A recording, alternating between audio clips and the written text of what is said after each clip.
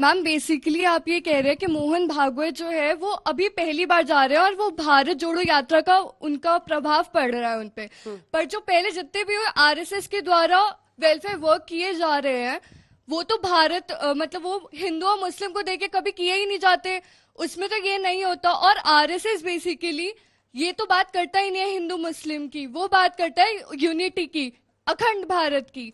यही मैं आपसे उस दिन पूछ रही थी कि जब आप हाफ पैंट को किसी भी संगठन के सिंबॉलिक चीज को आग लगा रहे हैं, ये बच्ची अब आपको ये भी लगेगा कि बीजेपी से जुड़ी हुई है, आरएसएस की एजेंट है, थोड़ी मुझे लगेगा आप बहुत सारे लोग हैं जो उस विचारधारा में विश्वास रखते हैं, तो उसमें क्यों आग क्यों लगाना है? हिंसक तस्वीर दिखी वो नहीं, बिल्कुल नहीं। हर चीज प्रतीकात्मक होती है। जब ये लोग 2014 से पहले अर्थी फूकते थे या पुतले जलाते थे तो मेरा मानना है कि ये वाकई में नहीं चाहते थे कि हमारे नेता जल के दफन हो जाएं या जल के खत्म हो जाएं। एक लोकतंत्र में सांकेतिक चीज होती है उस सोच के बारे में जो आजादी के 75 साल तक अखंड भारत की बात करता है लेकिन मुसलमानों की बात नहीं करता है।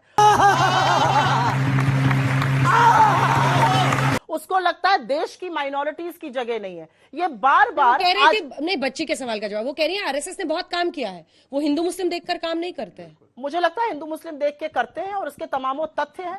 लेकिन मैं एक चीज बोलना चाहती हूं, इन्होंने एक कोट किया प्रधानमंत्री मनमोहन सिंह जी को कि उन्होंने कहा पहला हक है। उस लाइन में उन्होंने 4 चीजें कही थी, महिलाओं का, दलितों का, आदिवासियों का और अनप्रिविलेज्ड माइनॉरिटीज का पहला हक है। तीनों खा गए, एक याद रहा। इनकी दिक्कत यह है कि ये चश्मे से कहा था ना, वीडियो चला दूंगा, नॉन प्रिविलेज्ड, ये गजनी है, इनकी याददाश्त चली जाती है डिबेट। देखा आपने लापरवाही का नतीजा है। चलिए अगला सवाल लेते हैं जल्दी से, छोटे छोटे सवाल प्लीज। सर मेरा सवाल आपसे है, बलात्कारी एक बलात्कारी है, चाहे वो घर से आए या दुनिया के किसी भी कोने से, तो उसमें ये स्टेटमेंट कैसे अप्रूव हो सकती है कि वो संस्कारी है? शर्मनाक है वो। देखिए कितने सारे बच्चे इस पर बोल रहे हैं। बैठिए अगला सवाल एक साथ। जी मेरा सवाल गौरव जी से रहेगा। अभी उन्होंने एक बात बोला था कि महंगाई क्या, उन्होंने बहुत कुछ किया है, युवाओं के लिए बहुत कुछ किया है। मैं पूछना चाहूंगी उनसे कि युवा के लिए मोदी जी ने अभी तक किया क्या है? युवा अभी तक बेरोजगार बैठे हैं, लोगों ने डिप्रेशन में आके सुसाइड कर लिया है, महंगाई में भूखों के पास खाना नहीं है, गरीबों के पास में। बताइए मोदी जी ने क्या किया है इस पे?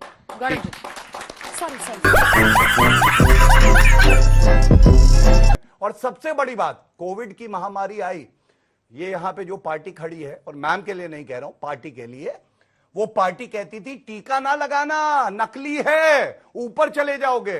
220 करोड़ टीके लगाए, कहते थे असंभव है, जो असंभव को संभव कर दे वो मोदी जी हैं। तीसरी बात, अभी रुकिए, कांग्रेस से किसने कहा था नकली टीका है? भूपेश बघेल जी ने कहा था, आप देख लीजिए जज, कोवैक्सीन के लिए क्या बोले थे, मत लगाना, तो सर मुंडवाएंगे, सर मुंडवाएंगे। ये झूठ बोलते हैं, ये झूठ बोलते हैं, सर मुंडवाएंगे। पूछिए इनसे।